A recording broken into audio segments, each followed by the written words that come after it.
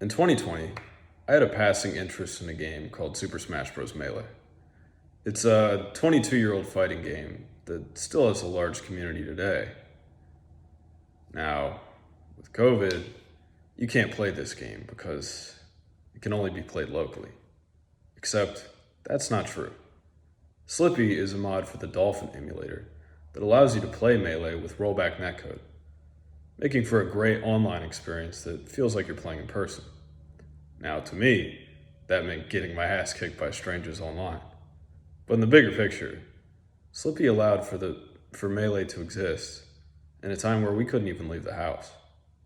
Without Slippy, Melee wouldn't be nearly as big as it is today. And that's just one of many examples where emulation has made a game better for its players. Today, I want to talk about why we should appreciate the value that emulation brings to the gaming community. But what is emulation? Emulation is typically when you play older games, older consoles, such as the Super Nintendo, GameCube, Wii, and the like, on your computer.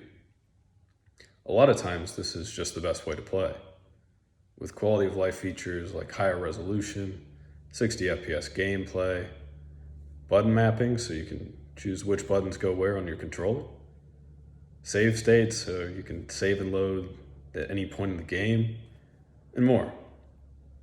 Often, this is realistically the only way you're going to get these older games too.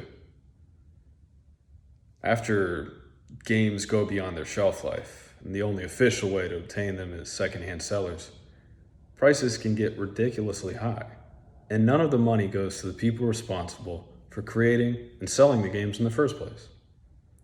But emulation isn't just to play old games that can't be purchased anymore. It's also used in modern games too. Early this year, a modding team known as X Labs announced the Boy Client, a client for Black Ops 3 that allowed people to safely play the game on PC.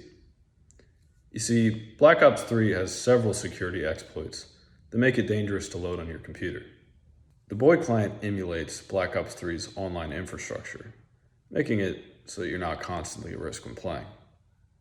Not only that, without the Boy Client, the multiplayer, which is a third of the game's content, is completely unplayable.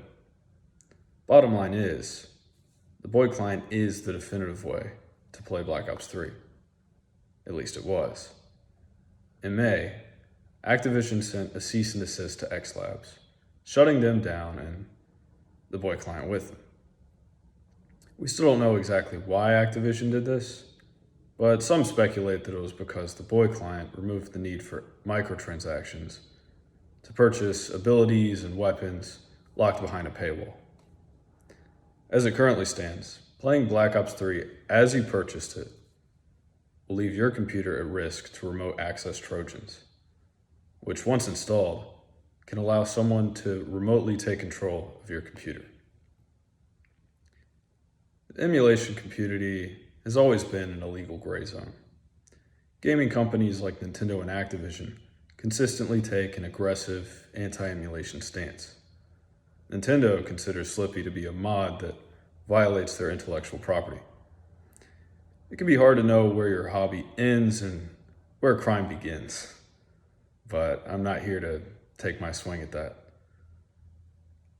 I think that emulation has offered incredible value to gaming as a whole and will continue to do so for as long as it can.